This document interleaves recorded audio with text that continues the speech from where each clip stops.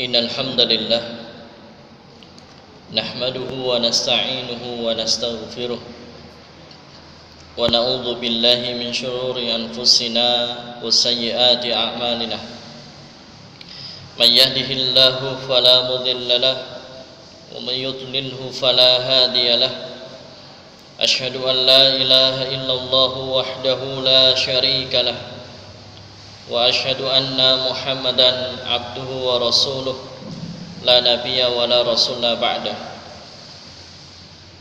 Qala Allah ta'ala ya ayyuhalladzina amanu taqullaha haqqa tuqatih wa la tamutunna illa wa antum muslimun.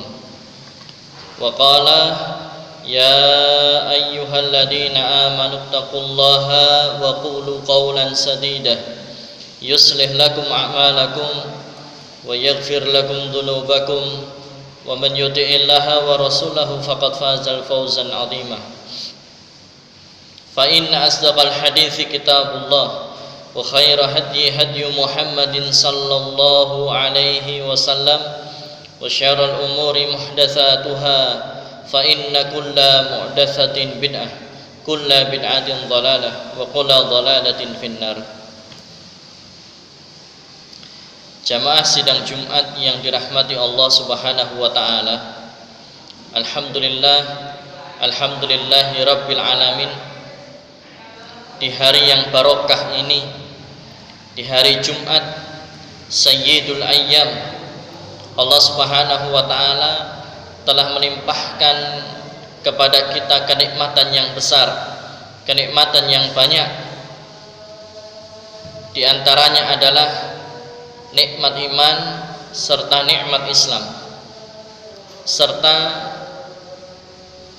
pun kita diberi Allah Subhanahu wa taala nikmat keistiqomahan, sebagaimana disampaikan oleh para ulama afdhalul karamah. Keistiqomahan merupakan seutama-utamanya karamah, pemberian dari Allah Subhanahu wa taala. Maka dengan itulah senantiasa kita bersyukur atas nikmat yang telah Allah Subhanahu wa taala berikan. Nikmat yang apabila kita menghitung maka kita tidak akan sanggup untuk menghitungnya. Bahkan apabila samudra di bumi ini dijadikan sebagai tinta dan pepohonan dijadikan sebagai pena untuk menuliskan semua nikmat yang telah Allah Subhanahu wa taala berikan kepada kita, maka samudra tinta itu tidak akan cukup untuk menuliskan semua nikmat yang telah Allah Subhanahu wa taala berikan. Jamaah yang dirahmati Allah Subhanahu wa taala, mensyukuri dengan hati, meyakini bahwa nikmat yang kita terima pemberian Allah Subhanahu wa taala, semata-mata pemberian dari Allah Subhanahu wa taala. Kemudian mensyukuri dengan lisan, memperbanyak mengucapkan alhamdulillahi rabbil alamin. Dan yang paling penting dan yang paling utama yaitu bersyukur dengan amal perbuatan, yaitu memanfaatkan nikmat yang telah Allah Subhanahu wa taala berikan untuk maksimal dalam beribadah kepada Allah Subhanahu wa taala, maksimal untuk menyiapkan bekal akhirat. Jamaah yang dirahmati Allah Subhanahu wa taala, Allah Rabb kita maha melihat dan maha mengetahui. Tidak ada yang tersembunyi darinya walaupun sebesar zarrah sekalipun, baik yang ada di langit maupun yang ada di bumi. Bahkan yang lebih kecil dari itu, apalagi yang lebih besar. Kalau yang kecil saja Allah maha melihat, Allah maha mengetahui, tentunya sesuatu yang lebih besar daripada itu Allah pasti melihat dan Allah mengetahui. Dan bahkan Allah Subhanahu wa taala mengetahui apa yang ada dalam hati-hati kita. Jamaah yang dirahmati Allah Subhanahu wa taala, Dia Allah Subhanahu wa taala mengetahui sesuatu yang lebih tersembunyi dari rahasia. Allah Subhanahu wa taala berfirman dalam surah Al-Zalzalah ayat ke-7 sampai ayat ke-8, "Faman ya'mal mithqala dzarratin khairan yarah wa man ya'mal mithqala dzarratin syarran yarah." Barang siapa yang mengerjakan kebaikan seberat zarrah, sangat kecil kebaikan itu, sangat ringan timbangan kebaikan itu, niscaya dia Allah akan melihat dan Allah akan membalasnya. Dan barang siapa yang mengerjakan kejahatan sebesar zarrah, kejahatan yang kecil, dosa yang kecil, timbangannya pun ringan, walau demikian Allah Subhanahu wa ta'ala pun melihat dan Allah akan balas kejahatan itu dengan setimpal. Nah, jamaah yang dirahmati Allah Subhanahu wa ta'ala, inilah yang kemudian semakin menguatkan bahwa Allah Subhanahu wa ta'ala, Allah Maha melihat dan Allah Maha mengetahui sekecil apapun itu. Maka ini merupakan salah satu di antara cara untuk mensucikan jiwa. Beruntunglah orang-orang yang mensucikan jiwa, dan merugilah mereka yang mengkotori jiwanya. Nah, salah satu bentuk cara mensucikan jiwa adalah muraqabah, merasa bahwa dirinya senantiasa diawasi oleh Allah Subhanahu wa ta'ala. Maka ada salah seorang pemuda ahli maksiat datang kepada salah seorang syekh, ya, orang yang berilmu, orang yang Allah berikan hikmah kepadanya.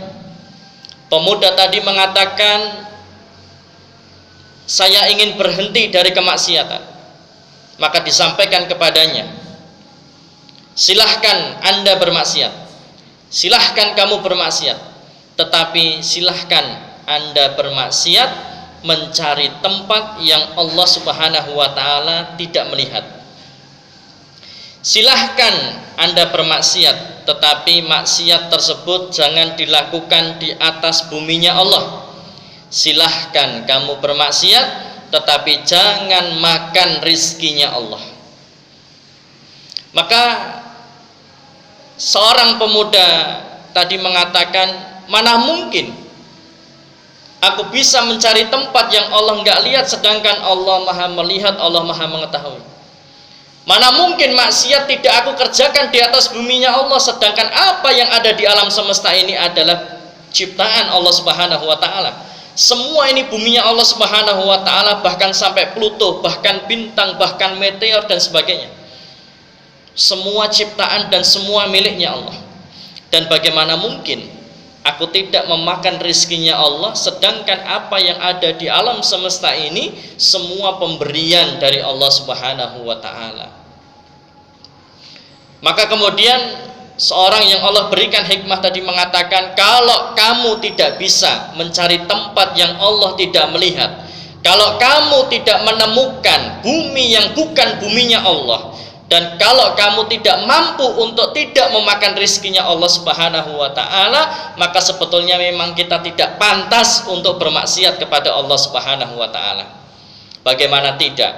Allah sudah fasilitasi kita di dunia ini lengkap. Allah berikan apa yang kita butuhkan, dan Allah tidak pelit, Allah tidak bakhil. Allah berikan itu nikmat kepada kita. Bayangkan, nikmat sehat saja, nikmat kita bisa menghirup oksigen saja, itu kalau kita rupiahkan, dan kalau kemudian kita konversi dengan tabung oksigen yang ada di rumah sakit, dalam satu hari kita membutuhkan berapa tabung? Sekarang berapa usia kita? Berapa belas, berapa puluh tahun usia kita? Dikalikan, kita habis berapa tabung itu? Tabung oksigen. Dan kalau satu tabung oksigen itu kita rupiahkan 200 sekian ribu tabung oksigen satunya, maka berapa habis rupiah kita untuk sekian puluh bahkan sekian ratus tabung atau bahkan sekian ribu tabung. Ini kalau kita mau menghitung nikmat Allah Subhanahu wa taala yang hanya oksigen. Belum kenikmatan-kenikmatan yang lain. Kenikmatan Allah jaga sendi-sendi kita, kenikmatan Allah jaga tulang-tulang kita. Kalau orang kecelakaan, tulangnya patah, tulangnya retak, kalau kemudian itu dioperasi, berapa habisnya itu? Allah jaga sendi-sendi, Allah jaga ruas-ruas tulang kita. Belum kemudian nikmat bisa melihat, orang buta kemudian bisa melihat, berapa itu rupiahnya? Belum kemudian nikmat mendengar, belum kemudian nikmat bisa berbicara dan sebagainya. Lidah ini Masya Allah, lidah yang kita semua bentuknya sama, ya kan? Ternyata luar biasa, dengan hanya satu lidah ini kita ketika makan atau minum langsung seketika itu bisa membedakan lidah ini mana pedas, mana asin, mana manis, mana masam. Ini jamaah yang dirahmati Allah Subhanahu wa taala. Maka betul sekali kalau kemudian kalau kita menghitung nikmat-nikmat Allah, maka la tusuha, kita tidak akan mampu untuk menghitung nikmat Allah. Nah, ketika Allah sudah fasilitasi kita dengan kenikmatan-kenikmatan yang besar itu, Allah sudah berbuat baik kepada kita, hamba-hamba Allah Subhanahu wa taala. Kalau kemudian nikmat yang Allah berikan kita kembalikan dalam bentuk maksiat kepada Allah, dalam bentuk kufur kepada Allah, maka itu sesuatu yang tidak pantas. Ini seorang yang tidak tahu diri, karena Allah sudah fasilitasi hidupnya, Allah sudah berikan dia kenikmatan yang besar, kenikmatan yang dia sendiri tidak mampu untuk menghitungnya, tapi kemudian dikembalikan dalam bentuk kemaksiatan atau kekufuran kepada Allah Subhanahu wa taala. Maka jamaah yang dirahmati Allah Subhanahu wa taala, bertakwalah kepada Allah dalam keramaian maupun saat sendirian, karena Allah Subhanahu wa taala Maha melihat dan Allah Subhanahu wa taala Maha mengetahui. Sebagaimana pula Allah Subhanahu wa taala berfirman dalam surah Al-Furqan ayat ke-52, wa kanallahu ala kulli syai'in raqiba, dan adalah Allah Maha mengawasi segala sesuatu. Kemudian Allah Subhanahu wa taala pun juga berfirman dalam surah An-Nisa ayat ke-1, innallaha kana 'alaikum raqiba, sesungguhnya Allah selalu menjaga dan mengawasi kamu. Kemudian Allah juga berfirman dalam surah Al-Hajj ayat ke-17, innallaha 'ala kulli syai'in syahid, sesungguhnya Allah menyaksikan segala sesuatu. Dan Allah Subhanahu wa taala pun mengetahui apa yang ada di dalam hati-hati kita semuanya. Dalam surah Al-Baqarah ayat ke-235 Allah Subhanahu wa taala berfirman, wa'lamu annallaha ya'lamu ma fi anfusikum fahdaruhu, dan ketahuilah bahwa Allah mengetahui apa yang ada di dalam hatimu, maka takutlah kepada Allah Subhanahu wa taala. Ini jamaah yang dirahmati Allah Subhanahu wa taala. Salah satu di antara cara supaya kita bisa menyucikan jiwa, dan salah satu cara supaya kita bisa berhenti dari kemaksiatan, dan salah satu cara supaya kemudian kita tidak bermudah-mudah untuk melakukan kemaksiatan adalah muraqabah, merasa diawasi, merasa senantiasa dilihat oleh Allah Subhanahu wa taala. Walaupun kemaksiatannya dilakukan dalam keadaan sendirian, dalam keadaan kesepian, di dalam rumah, di dalam kamar dikunci, jendela ditutup, lampu dimatikan sekalipun, Allah Subhanahu wa taala melihat itu perbuatannya. Kalaupun kemaksiatan itu dilakukan, orang lain tidak ada yang tahu, orang tua, keluarga, teman, saudara, kerabat tidak ada yang tahu. Allah Subhanahu wa taala Maha mengetahui lagi Maha melihat. Karena setiap manusia pada hakikatnya Allah utus malaikat yang bertugas untuk mencatat amal baik, ada yang bertugas mencatat amal buruk, ada malaikat yang bertugas untuk menjaga, malaikat hafadzah. untuk mendorongnya berbuat kebaikan, dan ini malaikat-malaikat akan senantiasa mengikuti kita, akan senantiasa bersama kita. Untuk apa? Mencatat semua amal baik dan buruk yang telah kita lakukan, yang itu semua nanti akan Allah putar, akan Allah perlihatkan kelak di akhirat sebagai saksi akan perbuatan yang telah kita lakukan, yang dengan itulah kita tidak akan bisa mengelak dari apa yang telah Allah Subhanahu wa taala saksikan. A'udzubillahi minasyaitonirrajim. Bismillahirrahmanirrahim. Wal 'asr innal insana lafi khusr illa alladziina aamanu wa 'amilus shalihati wa tawassaw bil haqqi wa tawassaw bis sabr. Aqulu qouli hadza astaghfirullah li wa lakum innahu wal ghafurur rahim.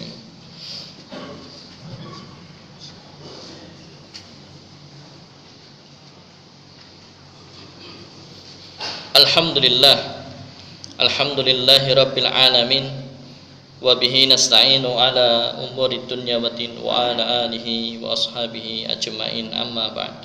Qala Allah ta'ala, ya ayyuhalladzina amanu taqullaha haqqa tuqatih wa la tamutunna illa wa antum muslimun. Jamaah yang dirahmati Allah Subhanahu wa taala, di khutbah yang kedua ini ada kisah yang menarik. Imam Sahal bin Abdullah Al-Tastari merupakan salah satu seorang ulama terkemuka pada zamannya.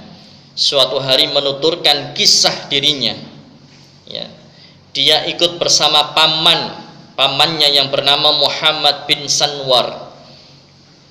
Muhammad bin Sanwar ini mengajarkan zikir kepada Imam Sahal bin Abdullah Al-Tastari. Zikir yang biasa dikenal dengan zikir penghalang kemaksiatan, atau biasa yang disebut zikir pencegah maksiat, agar supaya orang ini senantiasa merasa dilihat dan diawasi oleh Allah Subhanahu wa taala, yang dengan itulah dia akan semakin takut untuk melakukan keburukan atau kemaksiatan. Kenapa? Karena malu dilihat oleh Allah Subhanahu wa taala, malu diawasi oleh Allah Subhanahu wa taala. Bagaimana tidak malu, bayang?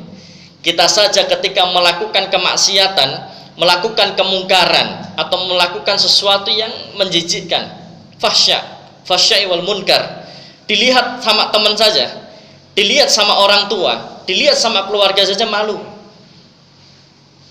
Yang dengan itulah maka mereka kemudian ketika melakukan kemaksiatan itu biasanya dengan bersembunyi-sembunyi, supaya ia minimal tidak ada kerabat dekat, keluarga dekat, teman dekat yang mengetahui itu.